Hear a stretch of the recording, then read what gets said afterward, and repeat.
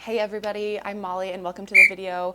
I'm a PT and a fitness coach and a yoga teacher, and today we're going to talk about how to build your perfect workout. So we'll have some structure and a template, but a lot of options, a lot of modifications, so you feel like anytime, any day that you want to get stronger, to build some muscle, that you will have some direction and know where to go to have your perfect workout. So we're going to go through the warm-up and then the main supersets of the workout and then a little cool down.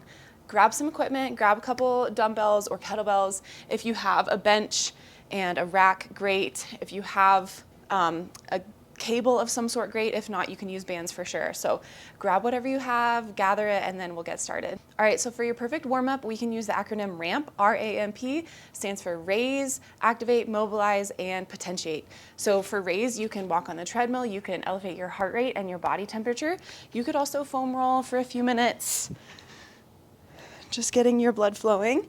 Or you could do a couple of myofascial stretches by digging your elbows back in tabletop and sitting your hips back towards your heels, or taking a hamstring floss by digging your heel into the mat and sliding your hips back to your heels. All of these will boost circulation in the body and enhance your myofascial elasticity. A stands for activate, so we're going to activate all the muscles that we need to keep us strong and stable during this workout. For core stabilization, my top two choices are a dead bug laying on the back, keeping your spine nice and stable as you extend opposite arm and leg. Or you could flip into a bird dog, coming to tabletop. Again, spine is nice and stable, core is engaged, and then extend opposite limbs. So you could do that. You could also find any type of plank, modified plank, or side plank. Other options for activation for the posterior chain or the back of the body is a banded pull apart for your shoulders and your scapula. A glute bridge, again coming down to the back body, pressing down through your heels and driving your hips up to the sky to engage your glutes. Or you could find any type of isometric hold where you're not moving in and out of a pattern, but you're actually coming down into like a deep squat or into a wide stance, horse stance, and holding there for a few seconds. M stands for mobilize. So for this, I'm thinking about our spine, either through a spinal rotation by coming to tabletop, pressing your arm down, and creating a twist through the upper back with your thread the needle, or a spinal side bending where you could come to a gate pose and stretch your arm up and over to the side, or to the other way. I'm also thinking about hips here. So coming down to a shin box where your legs are in like a 90-90 position and then rolling them through center, finding rotation through the other side, or a hip hinge or a hip flexion and extension moment where you're actively mobilizing the hamstrings and the hip flexors. Again, I like to dig my heel down and back, just creates a little bit more of a dynamic stretch. And you could also visit any type of flow, which incorporates the whole body and the shoulders, like a down dog, to a plank, to an up dog. We're finding spinal extension. We're finding movement through the shoulders and the calves and the hamstrings here. And then any type of cat-cow spinal movement might feel nice as well. And then P stands for potentiate or prime. We want to get strong signals from our brain to our working muscles. So grab a light weight. You could always move through your foundational movement patterns like your squat, your hinge, your row, and your press. Do that a few times. Or you could incorporate any type of plyometric or power movement like pogo hops or jump squats or your plyometric push-ups. And then you'll be ready for your workout. So I would spend about 5 to 8 minutes total. So if you have like 4 or 5 different movements, you could do about a minute or a minute and a half on each, and then you'll be ready to go.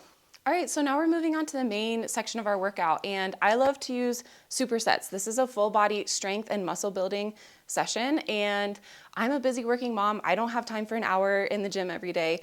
My sweet spot is about 45 minutes or a little bit less, and I achieve that through supersets, which are really intentional ways of putting 2 exercises back to back that work different parts of the body so that you actually have plenty of rest and recovery before you visit the next set.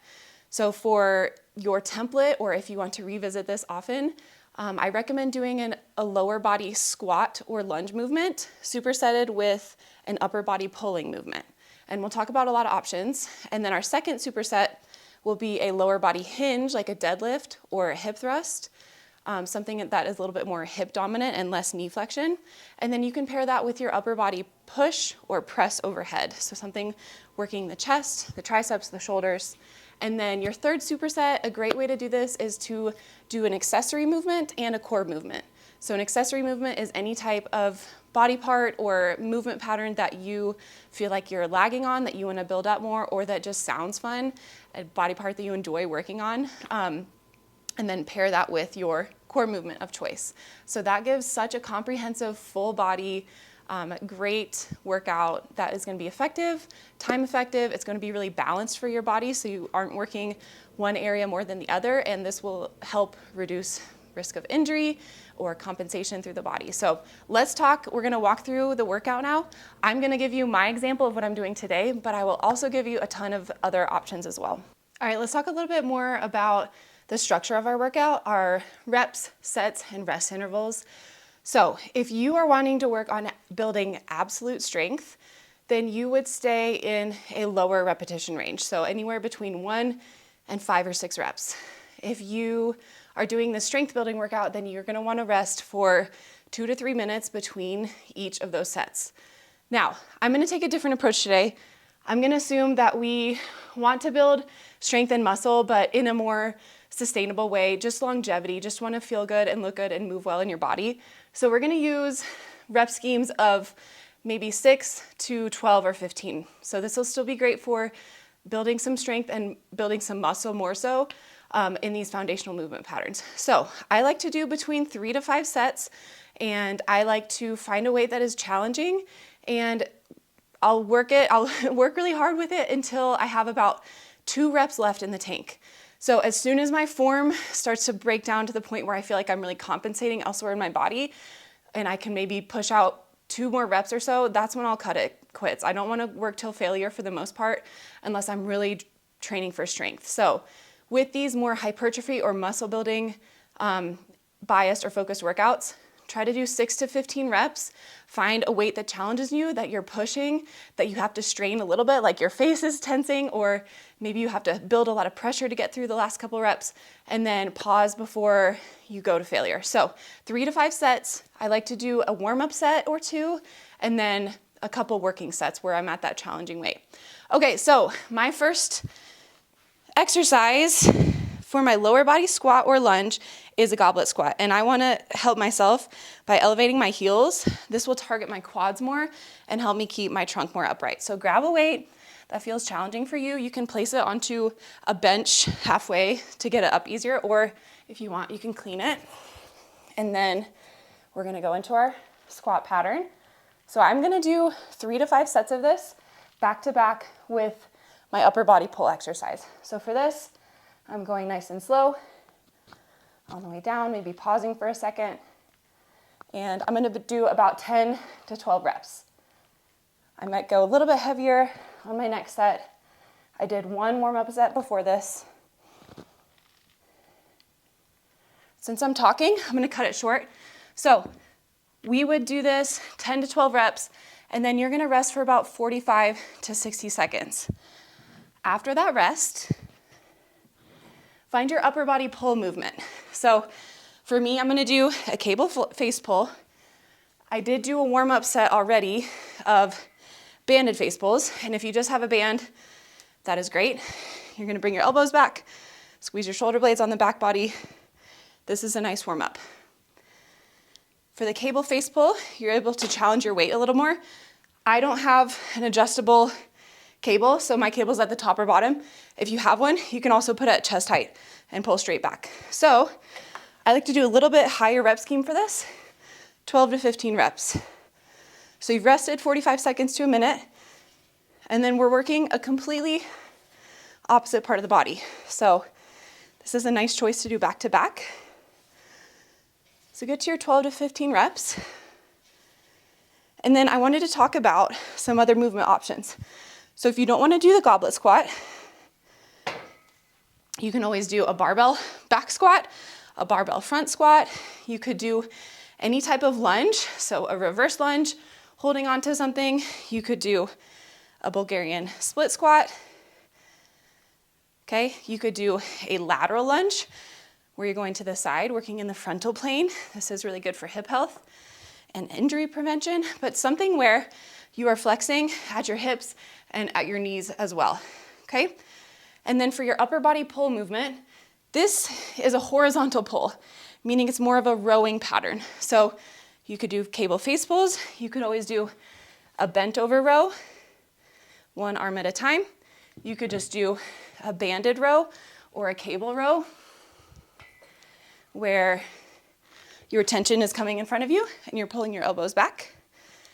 And you could do more vertical pull down patterns. So if you had a lat pull down machine, or if you want to do pull-ups, this is a pulling pattern too. So we're working the back body, our rhomboids, our lats, our traps. We're working our biceps, and we're working our spinal stabilizers. So find some movements that work for you with your squat or lunge and your upper body, either rowing or pull down pattern. You're gonna do those back to back, rest for 45 seconds to a minute, and then keep going. Do about 3 to 5 sets. All right, I'm on my last set, and I'm gonna see if I can go a little heavier. I've not tried this weight before, but this is just an option. If you did wanna target your strength more, you could also progress your weight each set and do fewer reps. So if I'm able to do this, I might do more like 6 reps instead of the 10 to 12. Because it's quite a bit heavier, and we'll see. Might not even be able to do it.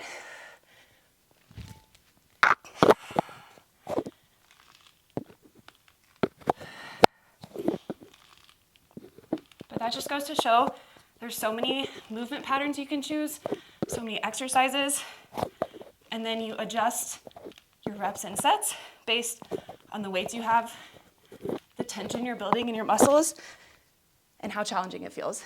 All right, moving on to superset 2, we have our lower body hinge with our upper body press or push. So lower body hinge options are any type of deadlift with a barbell, with a sumo stance or conventional stance. You could do that with dumbbells or a single kettlebell. This is a really great option. You could also do it B stance, where your front leg is your main leg, your back leg is there for balance. So 80% of your weight, 20% of your weight. You could do single leg, either holding onto something for balance or not. So those are all your RDL and deadlift patterns. You could also do hip thrust, glute bridge. I'm gonna do a B stance hip thrust. Those are all hip dominant, glute dominant, hip hinge exercises.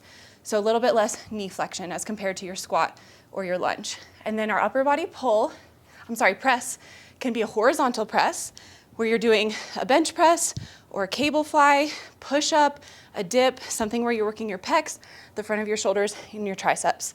Or you could do a vertical press, shoulder press overhead, either using a barbell or dumbbells, kettlebells, even a band. You could use a landmine so that you're at more of an angle and it's healthy movement for your scapula and your shoulder. So really a ton of options with that. You just want to be pressing away from your body, working your shoulders, your pecs, your triceps. So for my workout today, I'm gonna do a B stance hip thrust, which means I have a bench or a box behind me for support.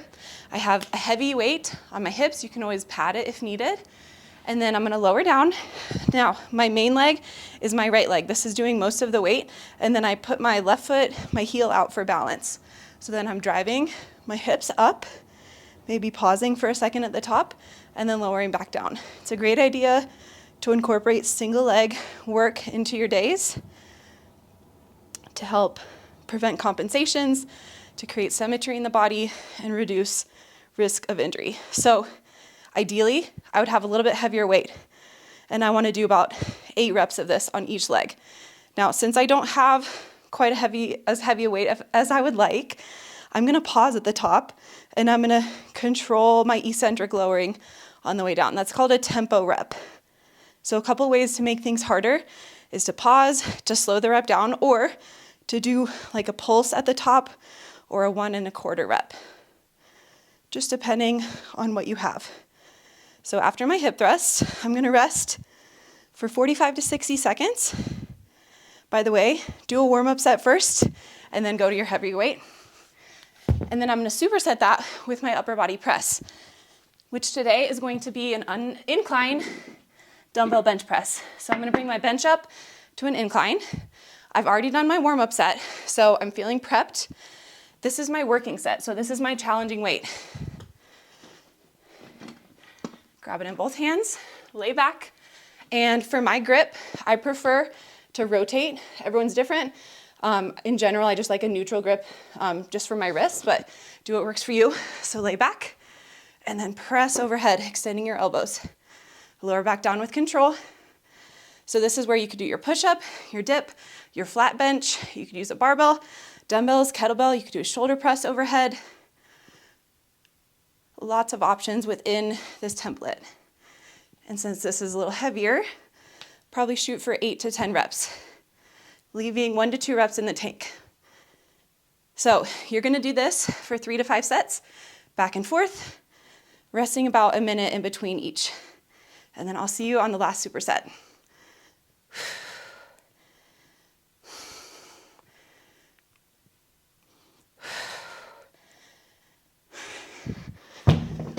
All right, we're gonna move on to the last superset. So this is our accessory and core. This is a little sprinkling at the end. So hopefully you chose your heavier weights for the first 2 supersets.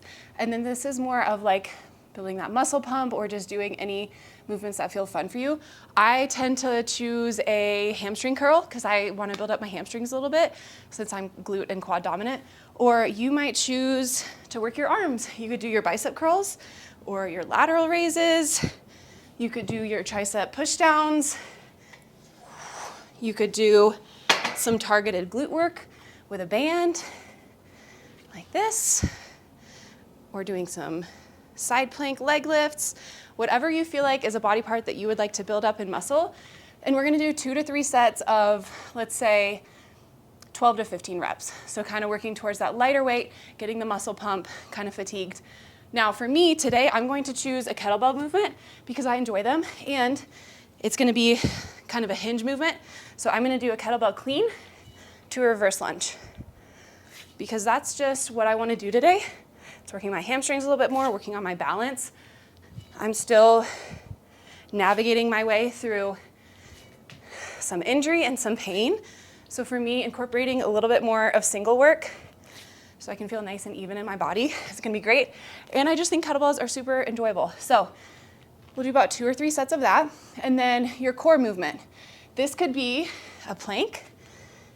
If you're doing a side plank or a leg lift, or maybe a thread the needle side plank, you could do like a minute in center or 30 seconds to 45 seconds on either side.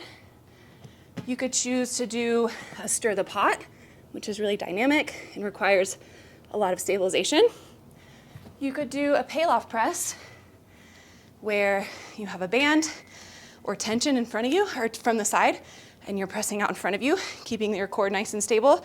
And you could do any type of carrying, either both arms, single arm, front rack position, overhead position, while walking, while marching.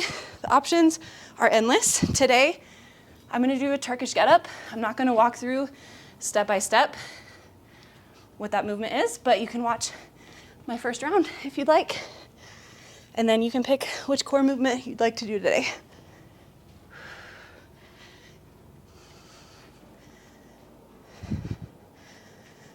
So with our accessory and core, you can get by with a little bit less rest.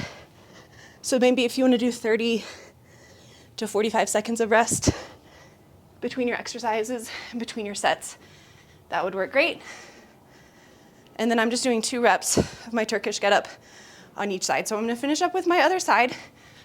But whatever you have time for, do 2 to 3 sets of your accessory, building up the muscle group you want, or working on a weakness, and your core. So you're nice and bulletproof in your body. All right, we're gonna finish up with our cool down. So for this, I just take about 3 to 5 minutes. I might do a couple stretches for my spine, like a cat-cow would always feel good. You could always add any type of side bending, breathing into the sides of your ribs. And then I do enjoy some sort of glute or hamstring stretching. So again, you could do your low lunge to half splits, fascia floss by digging your heel and sitting your hips back. You could do just a simple seat with maybe a supported fold or an active fold for your glutes. You could do that shin box movement, side to side, or maybe folding over the front leg, or maybe adding a twist, threading down for the shoulder and the spine, whatever feels good in your body, whatever lets you kind of slow down, get a couple feel-good movements, and then we're focusing on lowering our heart rate and our respiratory rate, or the rate at which we're breathing, and turning our body from this state of sympathetic response where we're increasing our cortisol hormone in our body. We love working hard, we love pushing while we're working hard, but we don't need that for the rest of our day. So a great way to turn on your parasympathetic nervous system and help with your recovery is through breath work. So you could lay on your back or have a seat, could elevate your legs up, close your eyes, and just focus on a few slow and low breaths into your belly, into your rib cage. Maybe pause for a second at the top, and then slow and low on the way out. If you could do a 4-count inhale and a 6-count exhale, or maybe 4 with your box breath for your inhale, your hold, your exhale, and your hold. Those are a couple patterns that might feel really nice for you. But I hope you feel great. I hope that little template makes sense. You can always build a perfect workout that works for you. This is just one example. I really love this superset. These sessions take me about 30 to 45 minutes. I feel great. I feel like I was able to push a little bit, but I don't feel absolutely destroyed for the rest of my day or the rest of my week. It fits in well into my lifestyle as a parent, as someone who enjoys outdoor activities, or maybe yoga and Pilates. It's just, there's a lot we can do with really smart, intentional programming and listening to our bodies. So I hope that gives you some ideas. If you don't feel like thinking about this and you want a little bit more guidance, reach out to me. I would love to be your one-on-one coach. I also have some programs that I have about 6 programs out on Train Heroic that you can just purchase, which spell all of this out for you and give you a really nice, flexible, but consistent way to get some results. So I hope you enjoy this. I hope it helps. I hope your year goes great and that you're able to reach your fitness goals in a way that feels really balanced and enjoyable. So thanks for being here, and I'll see you next time.